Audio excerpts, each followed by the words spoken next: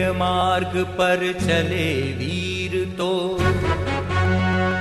ध्येय मार्ग पर चले वीर तो, पीछे अब न निहारो, हिम्मत कभी न हारो वीरो, हिम्मत कभी न हारो। ध्येय मार्ग पर चले वीर तो, पीछे अब न निहारो, हिम्मत कभी न हारो वीरो, हिम्मत कभी न हारो।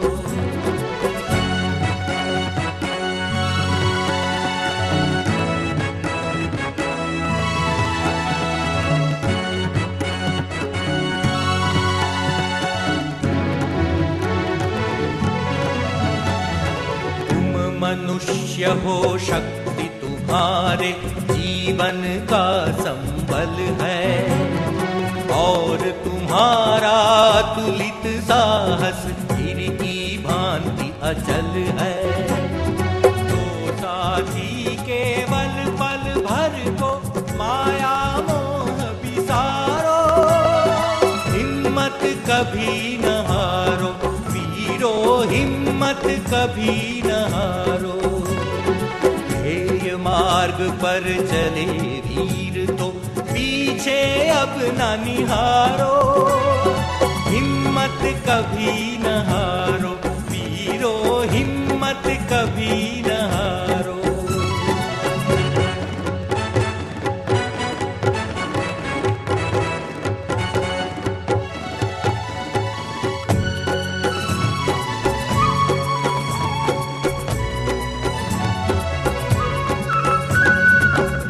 देखो कितनी दूरी है, कितना लंबा मग है, और न सोचो साथ तुम्हारे आज कहाँ तक जग है।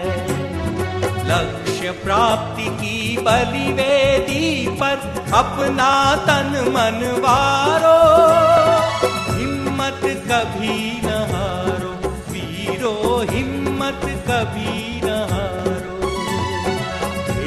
मार्ग पर चले वीर तो, पीछे अब न निहारो, हिम्मत कभी न हारो वीरो, हिम्मत कभी न हारो।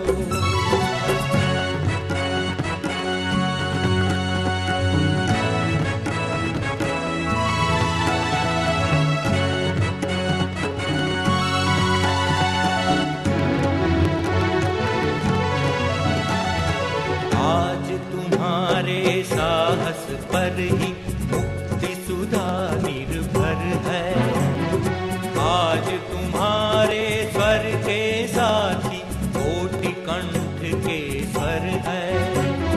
तो साथी बढ़ चलो मार्ग पर, आगे सदा निहारो, हिम्मत कभी न हारो वीरो, हिम्मत कभी न हारो। मार्ग पर चले वीर तो, पीछे अब न निहारो, हिम्मत कभी न हारो वीरो, हिम्मत कभी न हारो, हिम्मत कभी न हारो वीरो, हिम्मत कभी न हारो।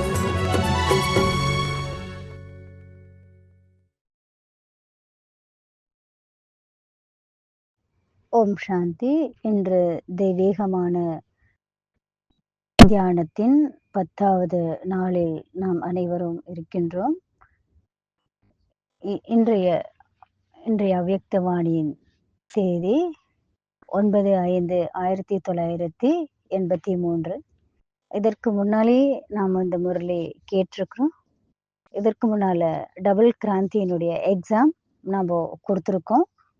ரொம்ப ஆழமான முறையிலே பாபா நமக்கு சொல்லியிருக்காரு.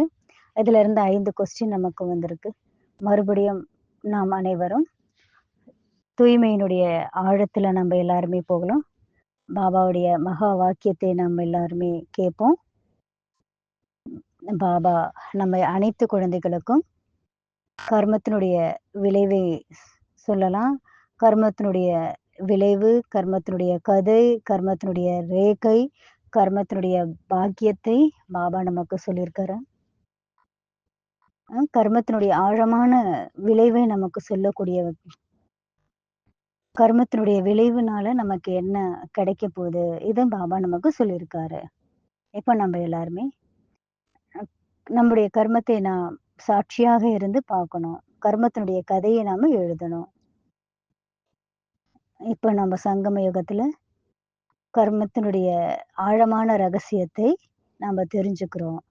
அதனுடைய ஆதாரத்தின் மூலமாக நம்முடைய ஒவ்வொருத்தருடைய கர்மமும் இருக்கணும். சங்கம யுகம் வரதான யுகம் என பாபா சொல்லியிருக்காரு. இந்த நேரத்துல எவ்வளவு முடியுமோ அவ்வளவு கஜானாக்களை நிறைச்சுக்கலாம். நம்முடைய பாக்கியத்தினுடைய ரேகையும் உயர்ந்ததிலும் உயர்ந்ததாக நம்ம மாத்திக்க முடியும். இந்த நேரத்துல நம்ம அனைவருமே பாபா நமக்கு கிடைச்சிருக்காரு. மிகப்பெரிய பிராப்தியா நமக்கு இருக்கு. அதனுடைய ஊஞ்சல் ஆட போறோம். நானும் நம்ம எல்லாருமே இந்த நேரத்தை மறந்துட்டோம். எல்லைக்கு அப்பாற்பட்ட நிலையில இருந்து எல்லைக்கு உட்பட்ட நிலையில வந்துட்டோம். நம்முடைய கஜானா எல்லைக்கு அப்பாற்பட்டதா இருக்கு. ஆத்மாவினுடைய எந்த சக்தி இருக்கோ அத பாபா நமக்கு நிரப்புறாரு. மறுபடியும் நாம எல்லைக்கு அப்பாற்பட்ட சூழ்நிலையில இருந்து எல்லைக்கு உட்பட்டு நம்ம வரோம். நம்முடைய சக்திகளை நாம் நிரப்பக்கூடியவங்களாக இருக்கும். எல்லைக்கு அப்பாற்பட்ட விஷயத்துல இருந்து எல்லைக்கு உட்பட்ட விஷயத்துல வர்றதுக்கு 2 காரணம் இருக்கும். ஒண்ணு நமக்குள்ள தூய்மை கிடையாது. தூய்மையினுடைய பெர்சன்டேஜ்ல நம்ம குறைவா இருக்கு. நிறைய வீணான எண்ணங்கள் நமக்குள்ள இருக்கு. இங்கே கூட பாருங்க, சங்கம யுகத்துல சங்கல்பம் கூட நம்முடைய கஜானாவா இருந்துட்டு இருக்கு. எப்போ நம்முடைய புத்தி கிளியரா இல்லையோ இப்போ எல்லைக்கு அப்பாற்பட்ட சூழ்நிலையில நம்ம போக முடியாது.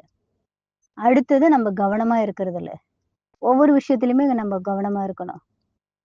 ஒவ்வொரு நம்முடைய கர்மமும் எச்சரிக்கையாக நம்ம இருக்கணும். அதுல நம்ம எச்சரிக்கையா இருக்கிறது இல்ல. நம்ம எச்சரிக்கை இல்ல, ஃபாலோ பண்றது இல்ல. அப்போ அதனால எல்லைக்கு அப்பாற்பட்ட நிலையில இருந்து எல்லைக்கு உட்பட்ட நிலைக்கு நம்ம வந்துடுறோம். பாபா நமக்கு ஃப்ரீடம் கொடுத்திருக்காரு. நம்ம எல்லாருமே அத்தாரிட்டியான சோல்ஸ். பாக்கியத்தை வழங்கும் வள்ளலா நம்ம இருந்துட்டு இருக்கோம்.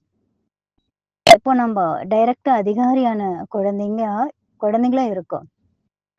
நம்ம பாபாவுடைய சக்திகளை நிறைச்சுக்க முடியும். அடுத்த விஷயம் என்ன நம்ம தெரிஞ்சுக்கிறோம்னா, பாபா தூய்மையினுடைய ஆதாரத்துல நமக்கு சொல்லி கொடுத்திருக்காரு. தூய்மையினுடைய ஆதாரத்துல 8 விஷயங்கள் நம்ம தெரிஞ்சுக்கிறோம். முதல் விஷயம், தூய்மைதான் நமக்கு வீணானதுல இருந்து விடுபட்டு இருக்கக்கூடியவங்களாக நம்ம இருக்கோம். பாபா நமக்கு சொல்லியிருக்காரு, தூய்மைதான் முக்கியமான ஆதாரமா இருக்கு. எதனுடைய அடிப்படையில நம்ம தூய்மையை ஃபாலோ பண்ணக்கூடியவங்களா இருக்கோம். இந்த பிராமண வாழ்க்கையில ஞானத்தினுடைய அடிப்படையில தான் நம்ம தூய்மை ஃபாலோ பண்றோம். நமக்கு ஆதாரம் தெய்வீகத்தன்மை. தாரணை நம்முடையது தூய்மைதான். தேக தாரியினுடைய சம்பந்தத்திலிருந்து நம்ம விடுபட்டு இருக்கக்கூடியவங்களா இருக்கோம். பாபா எப்போதுமே தூய்மையானவரா இருக்காரு. தூய்மையினுடைய கடலா இருக்காரு. முக்கியமான ஆதாரம் பாபா நமக்கு சொல்லி கொடுத்திருக்காரு. ஞானத்தை அக்செப்ட் பண்ணிக்கிறதுக்காக நம்முடைய புத்தி தூய்மையான புத்தியா இருக்கணும். நம்முடைய புத்தின்ற பாத்திரம் தங்கம் போல இருக்கணும். அதனுடைய ஆதாரத்துலதான் நம்முடைய புத்தியில நாலேஜ் இருக்கும். அப்பதான் நமக்குள்ள தெளிவா இருக்க முடியும். இல்லைன்னா நம்ம புத்தியில வீணானது நிரப்பிட்டே இருந்தோம்னா அதிகமான சுமைகள் வந்துரும். இப்ப என்ன, நம்மளுடைய பவுண்டேஷன் கீழே விழுந்துருவோம். பாபா நமக்கு சொல்லியிருக்காரு. 10ஆம் தேதி கூட பாபா நமக்கு என்ன சொல்லியிருக்காரு முரளியில, நவீனத்தன்மை, தெய்வீகமான தன்மை நமக்குள்ள நம்ம கொண்டு வரணும். எனக்காக இப்படி பண்ணுங்க, எனக்காக அப்படி பண்ணுங்க, அந்த மாதிரி பகவான் கிட்ட நம்ம சொல்றோம் இல்லையா? இதுல இருந்து நம்ம விடுபடணும். நமக்குள்ள தெய்வீக தன்மை கொண்டு வரணும். பவித்திரத்தாதான் நமக்கு அலௌகிகமான தன்மையை கொண்டு வருது. இந்த ஜென்மத்தில இருந்து நம்ம தெய்வீகமான தன்மை, தெய்வீகமான நல்ல சம்ஸ்காரங்களை கொண்டு வரணும். தூய்மையினுடைய ஆதாரத்தின் மூலமா தான் ஆத்மா தெய்வீகமாக மாறுது. நம்ம தூய்மையாக பார்க்கறதுக்கான பார்வை நமக்கு கிடைச்சிருக்கு. பாபா நமக்கு தெய்வீகமான திருஷ்டி, தெய்வீகமான விருத்தியினுடைய வரதானம் குடுத்திருக்காரு. ஸ்லோகன் கூட இருக்கு இல்லையா? பாபா ஒரு ஸ்லோகன் கூட சொல்லியிருக்காரு. தூய்மையினுடைய ஆதாரத்தின் மூலமாக இந்த முழு உலகத்தையுமே நீங்க என்ன பண்ணிருங்க, எரிச்சு உங்களுக்குள்ள அக்செப்ட் பண்ணிக்கங்க எல்லா விஷயத்தையும். இப்போ நம்ம வந்து தூய்மையினுடைய கிரணங்கள நாலா பக்கமும் பரப்பணும். நம்ம மூலமா தான் தூய்மையினுடைய சக்தி உலகத்துக்கு பரவணும். அடுத்தது பாபா நமக்கு வாழ்க்கையினுடைய அழகே தூய்மைதான். பிராமண வாழ்க்கையினுடைய அழகு, நினைவு, விருத்தி, திருஷ்டி எல்லாமே பவித்திரமான தன்மைதான். அழகு எது? நம்மளுடைய லட்சியம் எது? லக்ஷ்மி நாராயணனா நம்ம மாறணும். நம்மளுடைய டிகிரி சம்பூர்ணமான நிர்விகாரி. 16 கலைகளில் நிறைந்தவர்கள். மரியாதா புருஷோத்தமன். நிர்விகாரி தன்மை. இப்போ பாருங்க லக்ஷ்மி நாராயணனுக்கு 16 கலைகள நிறைஞ்சவங்களா காட்டியிருக்காங்க. எல்லாமே தூய்மையினுடைய அடிப்படையில தான் அந்த அழகே இருக்கு. நினைவினுடைய திலகம், பவித்ரதா. ஆத்மாவுடைய அடையாளம் தூய்மையினுடைய விஷயமாக இருக்கு.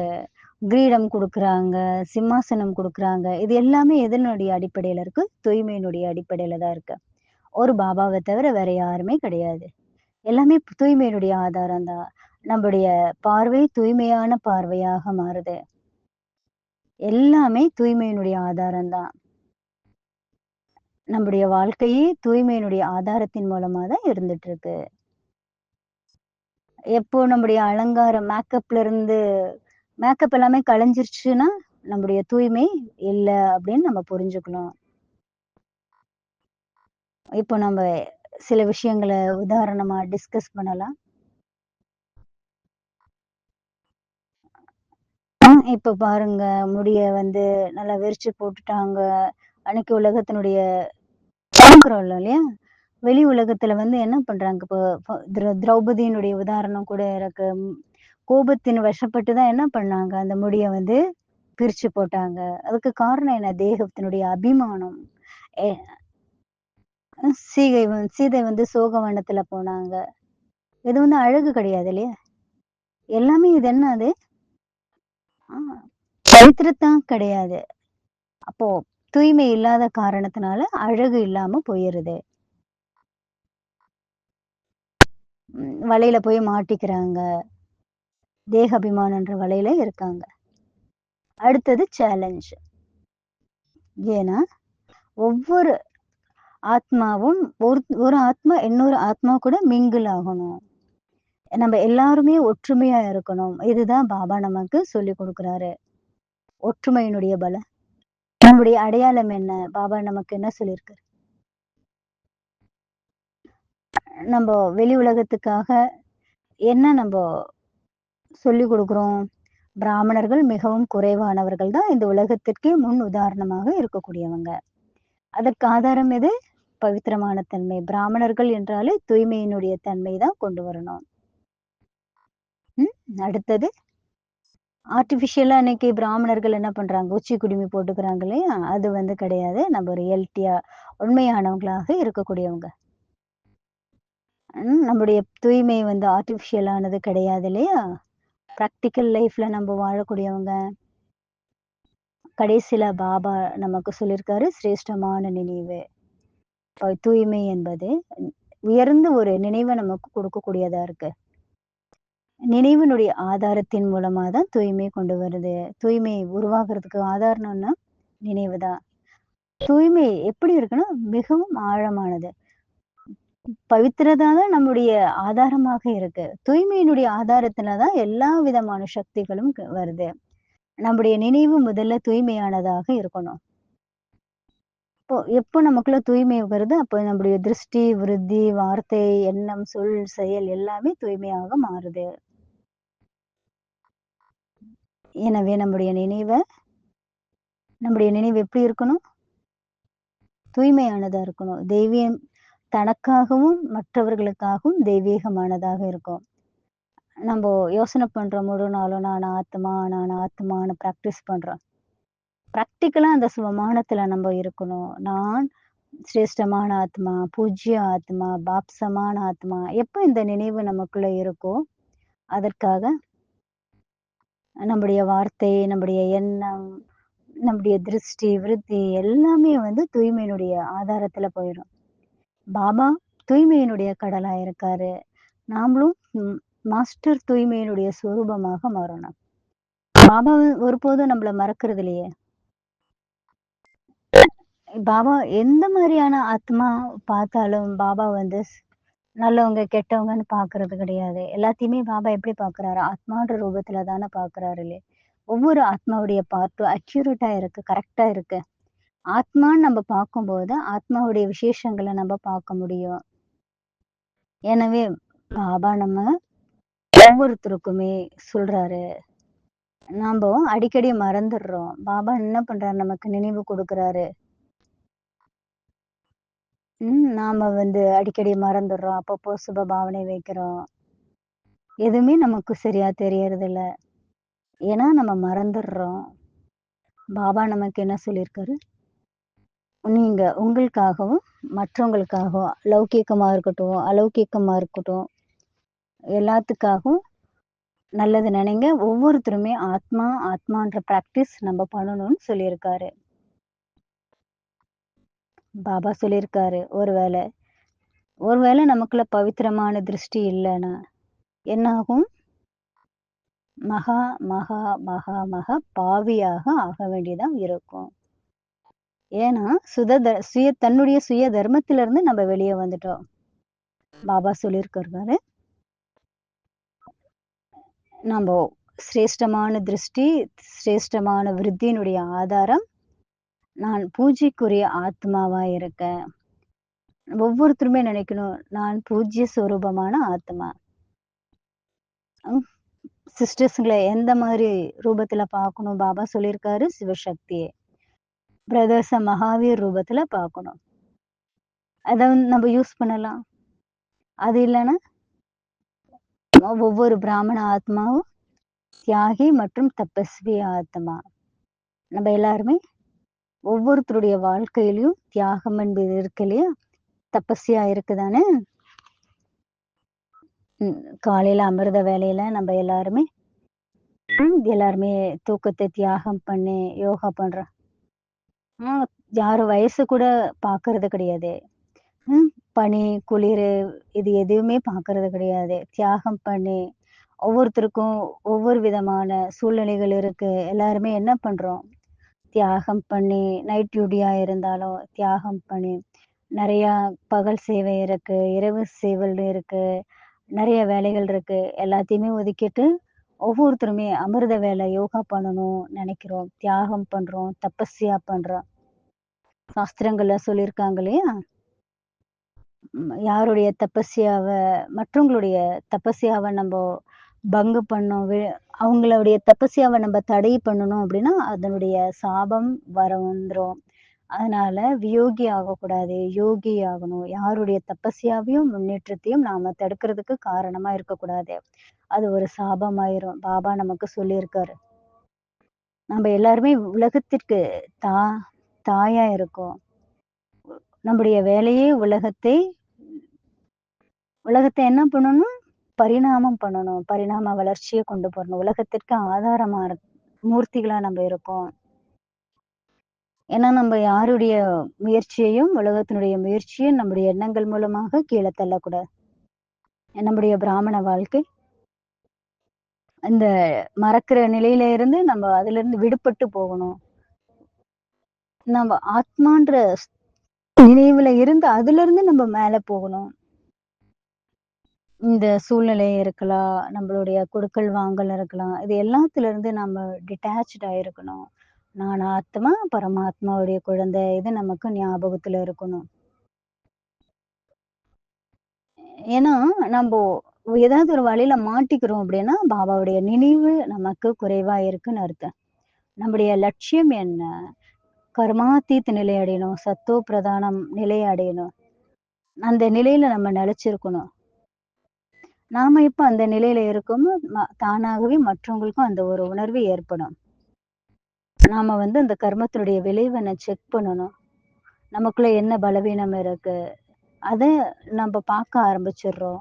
அதிலிருந்து நம்ப விடுபடணும். ஒவ்வொரு ஆத்மாவுடைய விசேஷமான தன்மை என்ன? அத நம்ம படுக்கணும். சிலர் நல்லா கிளாஸ் எடுப்பாங்க. சிலர் நல்லா யோகா பண்ணுவாங்க. சிலர் நல்லா சேவை பண்றாங்க. எப்போ நம்ம மற்றவங்களுடைய விசேஷத்த பார்க்குறோம், அப்ப நம்முடைய ப்ராப்ளம் எல்லாமே கிளியர் ஆயிரும். இப்ப பாருங்க நமக்கு எந்த பிரச்சனையுமே இருக்காது. எப்போ நம்ம மற்றவங்களுடைய நல்லத பார்க்குறோம், அப்போ அந்த நல்லது யாரு குடுத்தது? எப்போ நல்லத நம்ம பார்க்குறோம், நல்ல விஷயங்கள நமக்குள்ள கொண்டு வரோம், அப்போ தானாகவே நமக்குள்ள அந்த அழகு தன்மை வந்துரும். என்னுடைய பார்வையில தூய்மையினுடைய திருஷ்டி இருந்ததுன்னா, யார் நமக்கு முன்னால வந்தாலும், அவங்களுடைய நல்லத மட்டும் நம்ம பார்ப்போம். அது அவங்களுடைய குணங்கள், அவங்களுடைய விசேஷங்கள நம்ம பார்க்கும்போது, நம்முடைய மனசு சந்தோஷமா இருக்கும். இது கூட நம்ப புரிஞ்சுக்க வேண்டிய விஷயம். எப்ப நம்ம மற்றவங்களுடைய அவகுணத்த பார்க்குறோம், இது மிகப்பெரிய பாவமா இருக்கும். பாபா விதையா இருக்காரு. பாபாவும் விதையா இருக்காரு. ஆத்மாவும் விதையா இருக்கு. பாபா மட்டும் தான் நமக்கு தெரியணும். வேற எதுவுமே தெரியக்கூடாது. எப்ப நம்ம புரிஞ்சுக்கணும். நாம எல்லைக்கு அப்பாற்பட்ட விஷயத்துல இருந்து எல்லைக்கு உட்பட்ட விஷயத்துல வரக்கூடாது. நான் பாபாவுடையவன், பாபா என்னுடையவன். ஆரிஜின்ஸ் பார்க்கணும். நானும் ஒரு ஆத்மா, அவங்களும் ஆத்மா. நானும் சத்துவ பிரதான ஆத்மா, அவங்களும் சத்துவ பிரதான ஆத்மா. ஆனா நம்ம ஒருபோதும் மற்றவங்களுடைய குறைய பார்த்து தேக அபிமானத்துல வந்துரக்கூடாது. எல்லைக்கு அப்பாற்பட்ட பிதா நமக்கு முன்னால இருக்காரு. நமக்கு எவ்வளவு பெரிய லட்சியத்த குடுத்திருக்காரு. அத நம்ம ஒருபோதும் மறந்துறக்கூடாது. பாபா நமக்காக சொல்லியிருக்காரு. மாயா என்ன பண்ணுது? நம்ம ஒவ்வொருத்தரையுமே வியோகியாக மாத்திருது. பாபாவுடைய நினைவ மறக்க வச்சுருது. இப்போ நம்ம மற்றவங்களுடைய குறைய பார்க்கறனால, நாமளும் என்ன பண்ணிர்றோம்? நம்மளுடைய விசேஷங்கள மறந்துர்றோம். மற்றவங்களுடைய விசேஷத்த மறந்துர்றோம். நமக்குள்ள லட்சியம் வைக்கணும் ஒரு பாபாவ தவிர வேற யாருமே நமக்கு கிடையாது. ராயல் ரூபத்துல நெறைய பிரச்சனைகள் உருவாகுது இல்லையா? மாயா விதவிதமான ராயல் ரூபத்துல கொண்டு வருது. அட்டாச்மென்ட் வருது. எங்கேயாவது நமக்கு அட்டாச்மென்ட் இருந்ததுன்னா, அங்க போய் நம்ம மாட்டிக்குவோம். மாயாவினுடைய இது ஒரு வலையா இருக்கு. மாயா அழகழகான விஷயங்கள்ல நம்மள வந்து ஏமாத்திரும். நம்ம ரொம்ப கவனமா இருக்கணும். சேவையினுடைய சம்பந்தத்துல போய் யார்கிட்டயாவது நம்ம மாட்டிக்கிறோம். அது வந்து இருக்கக்கூடாது. நம்ம மேல நமக்கு ரொம்ப கவனம் இருக்கணும். பாருங்க, வலை வந்து என்ன பண்ணுது? இன்னைக்கு வெளி உலகத்துல நெறைய மார்க்கெட்டிங் இருக்கு இல்லையா? மக்கள வந்து ஏமாத்திருவாங்க. அப்புறமா கடைசியில லாஸ் பண்ணி விட்டுர்றாங்க எல்லாத்தையுமே. ஸோ மாயா கூட அந்த மாரி தான். ஆரம்பத்துல அழகழகான ரூபத்துல வரும். அப்புறமா நம்மள பாதாளத்துல தள்ளிரும். அப்போ மேல போறது, கீழ இறங்குறது, பேலன்ஸ் இல்லாம இருக்கிறது. அப்பப்போ ம் ஏதாவது ஒரு பிரச்சனை வந்தது, அப்போ என்ன ஆகுதுன்னா, அதனுடைய பாதிப்பு நமக்கு இருக்கு. நம்மளுடைய ஸ்திதி வந்து நிலையா இருக்காது. இப்ப மேல கீழ வந்துட்டே இருக்கும். நம்ம எப்போ எல்லைக்குட்பட்டு இருக்கோ, அப்ப நம்மளுடைய ஸ்திதி கூட மேல கீழ தான் இருந்துட்டே இருக்கும். அதனால நம்மளுடைய ஸ்திதி மேல கீழ போகக்கூடாது. ஒரே மாதிரி சீரா இருக்கணும். நிலையான ஒரு ஸ்திதி நமக்கு இருக்கும். ஒரே ஒரு விகாரம் என்ன பண்ணுது? அநேக விதமான விகாரத்த நம்மள மாட்டி வச்சுருது. அந்த அநேக விதமான விகாரத்திற்கு ஆதாரமாக மாறிருது. வெறும் வேலைன்றது வெறும் வேலை மட்டும் கிடையாது. அது விருப்பத்தின் மூலமாக தான் காமம்ன்ற விகாரம் கூட நமக்கு வந்துருது. ஏதாவது நம்ம அடையணுன்ற ஆசை நமக்குள்ள வந்துருது. பாபா நமக்கு சொல்லியிருக்காரு. இப்போ ஏதாவது ஒரு பொருள் நமக்கு கிடைக்கலன்னா என்ன ஆகுது? மனசொடிஞ்சு போயிடுறோம். விரக்தியில வந்துடுறோம். வெறுப்பு வருது. வருத்தப்பட ஆரம்பிச்சுடுறோம். அத அடையறதுக்காக நம்ப முயற்சி பண்றோம். பொய் பேச ஆரம்பிக்கிறோம். வெறுப்பு காட்ட ஆரம்பிக்கிறோம். சண்டை போட ஆரம்பிக்கிறோம். என்கிட்ட அந்த பொருள் இல்ல. மற்றவங்க கிட்ட இருக்குது. உடனே என்ன ஆகுது? நமக்கு பொறாம வருது, வெறுப்பு வருது. இதனால இப்ப நம்ப புரிஞ்சுக்கணும். மோகம் வர ஆரம்பிச்சிருது இல்லையா? அந்த மோகத்த அப்படியே புடிச்சு வச்சுக்கிறது. அ எ அதுக்கப்புறம் மோகத்தினால ஆசை வர ஆரம்பிக்குது. அகங்காரம் வந்துருது. அவங்க கிட்ட இருக்கு, என்கிட்ட இல்லையேன்ற அகங்காரம் வந்துருது. ஒரு விகாரத்தின் காரணமாக பல வகையான விகாரத்துல போய் நம்ம மாட்டிக்கிறோம். நம்ம பாபா நமக்கு சொல்லியிருக்காரு, இதுல இருந்து நாம எல்லாருமே விடுபடணும். ரொம்ப எச்சரிக்கையா இருக்கணும். இந்த மாரி மிகப்பெரிய பாவங்கள்ல இருந்து நாம விடுபடணும். நான் யாரு குற்றமுள்ள ஆத்மாவா இருக்க, நான் தோஷியா இருக்க, அந்த குற்ற உணர்வு நமக்குள்ள வந்துருது.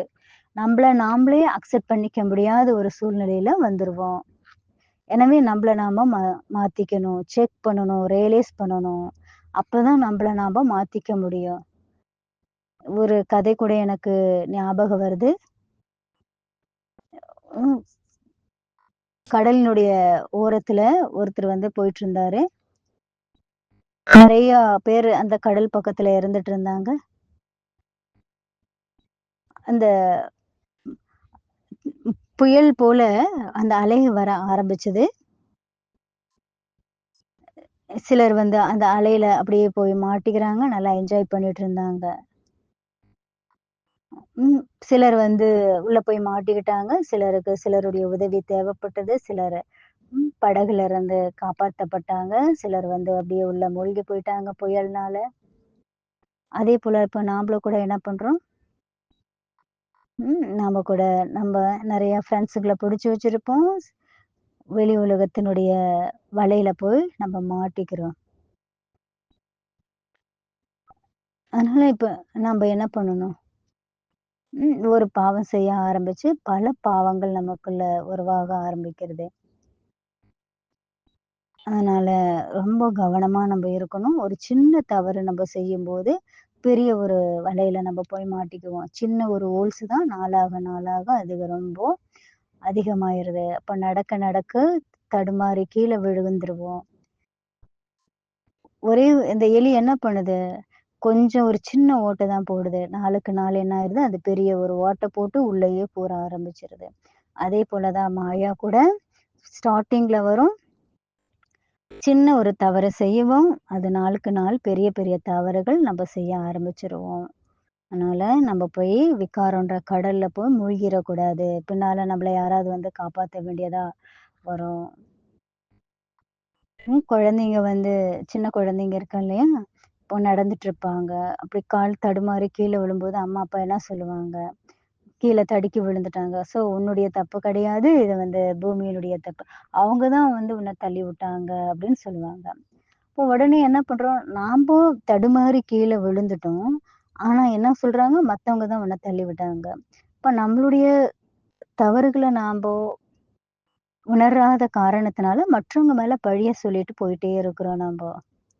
இவங்க கூப்பிட்டாங்க. அதனால தான் நான் விழுந்துட்டேன். இப்படி நடந்தது. அதனால தான் விழுந்துட்டேன். அவங்க அப்படி செஞ்சுட்டாங்க. அதனால தான் நம்ம விழுந்துட்டேன்னு மற்றவங்க மேல கரை சொல்லுவோம். ஆனா நாம சரியா நடக்காதனால தான் தவறி விழுந்திருக்கோன்றத நம்ம யோசனை பண்றது இல்லையா? அவங்க என்ன சொல்றாங்க? பகவான கூட நிந்தனை பண்ண ஆரம்பிச்சுடுறாங்கல்ல. பகவான் என்னுடைய வாழ்க்கையை இப்படி கொண்டு பண்ணிட்டாரு, அப்படி பண்ணிட்டாரு. இப்ப நாம என்ன பண்ணணும்? நம்முடைய வாழ்க்கைய நாம சரிப்படுத்திக்கணும். ஏன் என்னுடைய வாழ்க்கை இந்த மாரி ஆச்சு? அந்த ஒரு குற்ற உணர்வு நமக்குள்ள இருக்கு. பாபா நமக்கு சொல்லியிருக்காரு. நல்லா புரிஞ்சுக்கோங்க. இது என்னுடைய தவறு என்ன? அந்த தவறிலிருந்து நான் விடுபட்டு இருக்கணும். இதுதான் பாபா நமக்கு சொல்றாரு. ரொம்ப புத்திசாலித்தனமா நம்ம எல்லாருமே இருக்கணும். பிடிவாதம் பிடிக்கிறது, வெறுப்பு கொள்றது, மற்றவங்கள இரிட்டேஷன் பண்றது, இதெல்லாம் நம்ப இருக்கக்கூடாது. நம்மளுடைய தவற ப்ரூவ் பண்ணக்கூடாது. நான் செய்யறது கரெக்ட்டு தான்னு ப்ரூவ் பண்ணக்கூடாது. இது எல்லாமே பாவத்தினுடைய கணக்குல போய் சேர்ந்துரும். என்ன பண்ணணும் நம்ப? ம். சில நேரத்துல இந்த மாரி நடக்கும்போது, புண்ணியத்தினுடைய கணக்கு சேராத காரணத்தினால மனசு உடைஞ்சு போயிர்றோம். நாம்ப சுவமானத்துல இருந்து எப்போதுமே விழிப்புணர்வா இருக்கணும். மற்றவங்களையும் சுவமானத்துல கொண்டு வரணும். மற்றவங்களுடைய பாட்டு சாட்சியா இருந்து பார்க்கணும். எப்ப ஒரு தவறு நம்ம செய்ய ஆரம்பிக்கிறோம், அந்த தரம்ப திரு திரும்ப திரும்ப நம்ம செய்யக்கூடாது. அப்ப அதே வந்து நமக்கு ஒரு சுகமானமா மாறிருது. திரும்ப திரும்ப தவறு செய்யறது. அதனால அந்த அந்த தவற வந்து கரெக்ட்டுன்னு ப்ரூவ் பண்றதுக்கு நெறைய விஷயங்கள நம்ம அதுக்காக ஆட் பண்ண வேண்டியதா இருக்கு. அதனால வாயுமண்டலம் கூட என்ன ஆயிருது? மோசமானதா மாறிருது. சூழ்நிலை மோசமாகறதுக்கு கூட நாம கூட ஒரு காரணமா மாறிர்றோம். அதனால நம்ம அதிலருந்து விடுபட்டு இருக்கணும். அவங்க அப்படி, இவங்க இப்படின்னு நம்ம வரக்கூடாது. யார் நமக்கு ஆறுதல் சொல்றாங்க, வழி காட்டுறாங்க, அவங்க மேலயே நம்ம என்ன பண்ணுவோம்? தோஷம் பண்ண ஆரம்பிச்சுடுற. இவங்க ஏன் இப்படி சொல்றாங்க? நாம வந்து கரெக்ட்டுன்னு நம்ம ப்ரூவ் பண்ண ஆரம்பிக்கிறோம். அதனால நம்ப ரொம்ப ரொம்ப கவனமா இருக்கணும். இது வந்து பாபா நமக்கு சொல்லியிருக்காரு. ரொம்ப அட்டென்ஷன் குடுக்கணும். ஒண்ணுமே இல்லன்னா சும்மா அமைதியா இருங்க. பாபா சொல்றாரு புருஷார்த்தம் பண்ணுங்க போங்க. ஃபுல் ஸ்டாப் வச்சுருங்க நீங்க. ஏன் நம்ம சொல்றோம் இது சேவையினுடைய சம்பந்தம். அப்படி இல்ல, இப்படி இல்லன்னு சொல்றோம். வேண்டாம். ஏன் ரொம்ப நல்லா சத்யோகியா இருக்காங்க. நல்லா சேவை பண்றாங்கங்க. சேவையினுடைய கூடவே இருக்காங்க. பாபா நமக்கு சொல்றாரு, எதுவுமே இல்ல அப்படின்னா ஃபுல் ஸ்டாப் வச்சுருங்க. உலகத்திற்கு நன்மை செய்யக்கூடிய ஆத்மாக்கள் இல்லையா நம்ம எல்லாருமே. உலக நன்மையில தான் சுய நன்மை என்பது ஏற்படுது. உலக மாற்றத்தின் மூலமா தான் சுய மாற்றம் ஏற்படுது. அந்த விஷயத்த அங்கேயே நம்ம ஃபுல் ஸ்டாப் வச்சிரணும். ரொம்ப ஈஸியா போகக்கூடாது. லேசா இருக்கக்கூடாது. நம்ப வந்து உலக பரிவர்த்தனையுடைய காரியத்தில, சுய பரிவர்த்தனுடைய காரியத்தில இருக்கணும். அந்த மகா மகா பாவத்திலிருந்து நாம விடுபடணும். நாம என்ன எ பாபா நமக்கு சொல்லியிருக்காரு, எல்லாத்துக்குமே ஃபுல் ஸ்டாப் வைங்க. சமாப்தி, சமாரோஹ் பண்ணுங்க. பாபாவுக்கு முன்னால எவ்ளோ ஆத்மாக்கள் இருக்காங்க. பிரம்மகுமார், குமாரிஸ் எல்லாமே பாபாவுடைய குழந்தைகளா நம்ம இருந்துட்டுருக்கோம்ல. நம்ம எல்லாமே சமாப்தி, சமாப்தி, சமாரோஹ் பண்ணணும். பலவீனமான சங்கல்பங்கள சமாப்தி நம்ம பண்ணணும். ஒரே ஒரு பலவீனமான எண்ணம் தான் நம்மள வந்து என்ன பண்ணுது? கீழ விழ வச்சுருது. அதனால நம்முடைய விருத்தி, திருஷ்டி எல்லாமே மாறிருது. அதனால நம்ம பிராக்டிஸ் பண்ணணும். நான் ஆத்மா, ஆத்மா, இவங்களும் ஆத்மா, அவங்களும் ஆத்மா. ஆத்மா பிராக்டிஸ் பண்ணணும். அ அதனால யார் எப்படி பண்ணாலும் நம்முடைய விருத்திய, நம்மளுடைய திருஷ்டிய நம்ம ஒருபோதும் நம்ம மாத்திறக்கூடாது. ஆத்மா நானும் ஆத்மா, அவங்களோட ஆத்மா பார்க்கணும். எப்போ நம்மளுடைய நினைவு மாறுதோ, அப்போ எல்லாமே மாற்றம் ஏற்படணும். நம்ப என்ன ஆத்மான்ற உணர்வு இல்லாம தேகத்தினுடைய உணர்வுல வரும்போது எல்லாமே நஷ்டத்துல போயிரும். இப்போ நம்ம உங்களுக்கு சிட்ஸ் குடுப்போம். அந்த சிட்ஸ்ல நீங்க வந்து எழுதணும். இப்ப என்ன பண்ணணும், உங்களுக்குள்ள என்ன பலவீனம் இருக்கு, அத வந்து இப்போ அந்த ஸ்லிப்ல நீங்க எழுதுங்க. என்ன முக்கியமான பலவீனம் தடையா இருக்கு, முன்னேற்றத்துக்கு தடையா இருக்கு, அத வந்து நீங்க இப்போ ஸ்லிப்ல எழுதுங்க. எல்லாருமே எழுதுங்க ஸ்லிப்ல. ஒரு பலவீனமா இருக்கலாம், 2 பலவீனமா இருக்கலாம். அத எழுதுங்க. ஆனா முக்கியமா எந்த ஒரு பலவீனம் உங்களுடைய முன்னேற்றத்திற்கு தடையா இருக்கு, அந்த பலவீனத்தை இப்ப நீங்க எழுதுங்க. எல்லாருமே எழுதிட்டீங்களா? பின்னால இருக்கிறவங்க எல்லாமே எழுதிட்டீங்களா? எழுதிட்டீங்களா? ஆ ஓகே.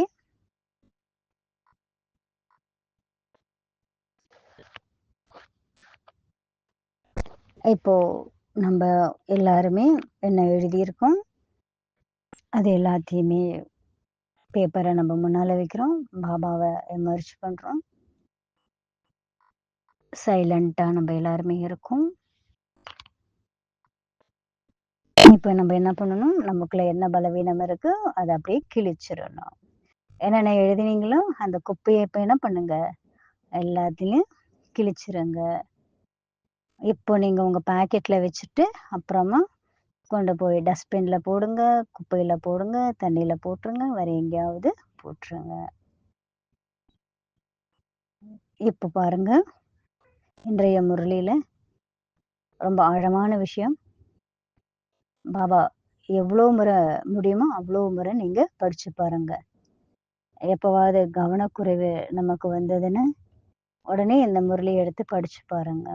எவ்வளோ ஆழமான விஷயங்கள் பாபா நமக்கு சொல்லியிருக்காரு. இன்றைய முரளியிலிருந்து ஒரு சின்ன ஹோம்வொர்க் கூட இருக்கும். டபுள் கிராந்தியில இந்த முரளி நமக்கு வந்திருக்கு. முக்கியமான விஷயம் பாபா நமக்கு என்ன சொல்லியிருக்காரு. எனவே நம்ம எல்லாருமே நம்ம பவித்ரதாவினுடைய அடிப்படையில 8 விஷயங்கள் இருக்கு. அந்த 8 விஷயங்கள நாம பெரிய அழகான மலரா பண்ணி நீங்க அத வந்து டெக்கரேட் பண்ணி வைங்க. பாபா பவித்ரதாக்காக என்னென்ன சொல்லியிருக்காரு அதை நீங்க எழுதணும். மகான்தா, சிரேஷ்டதா, ராயல்டி, சிம்பிள்சிட்டி, ஹம்பிள்டி. பாபா நமக்காக என்ன சொல்லி அவர் அழகான மலர் வரைஞ்சு நடுவுல பவித்ரதான்ற வார்த்தையை நீங்க கொடுங்க. அதை நீங்க போஸ்ட் பண்ணணும். எனவே நம்ம எல்லாருமே இப்ப நம்ம எல்லாத்துக்குமே ஃப்ரீடம் கிடைச்சிருக்கு. அழகான தாமரை மலர்ல கூட நீங்க அதை வரையலாம். ரோஜா மலர்ல கூட நீங்க வரையலாம். அடுத்தது ஹோம்ஒர்க்னா என்ன? முழு நாளும் நம்ம ப்ராக்டிஸ் பண்ணணும். இது ஹோம்ஒர்க்னு சொல்ல முடியாது. சதா காலத்துக்கான ப்ராக்டிஸ் நம்ம பண்ணணும். சிரேஷ்டமான ஸ்வமானத்தில் இருக்கணும். நான் பூஜ்ய ஸ்வரூபமான ஆத்மா, மற்றவங்களும் பூஜ்ய ஸ்வரூபமான ஆத்மான்ற சிரேஷ்ட நினைவுல நம்ம இருக்கணும். நானும் பூஜைக்குரிய ஆத்மா, மற்றவங்களும் பூஜைக்குரிய ஆத்மா. இந்த ஒரு நினைவுல நம்ம இருக்கணும். இந்த ஒரு நல்ல திருஷ்டி நமக்குள்ள இருக்கணும். அவங்களும் ஆத்மா, நானும் ஆத்மா. அவங்களும் சம்பூர்ண சத்துவ பிரதான ஆத்மா, நானும் சம்பூர்ண சத்துவ பிரதான ஆத்மா. நான் அன்பான ஆத்மா, அவங்களும் மிகவும் அன்பு கடல் பாபாவுடைய குழந்தைங்க. இந்த ஒரு நினைவு நம்ம எல்லாருக்குமே இருக்கணும். ஓம் சாந்தி.